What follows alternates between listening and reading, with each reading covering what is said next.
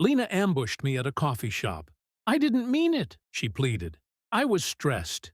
Nina's always in my ear. Stop, I slid a folder across the table. Divorce papers. She exploded. You're throwing us away? After everything I've done for you? I stood to leave. She grabbed my wrist. Who'll tolerate your boring routines? Your stupid puns? Her grip tightened. For the first time, I saw fear in her eyes. Not for us, but for the life she'd lose. I pulled free, walked out.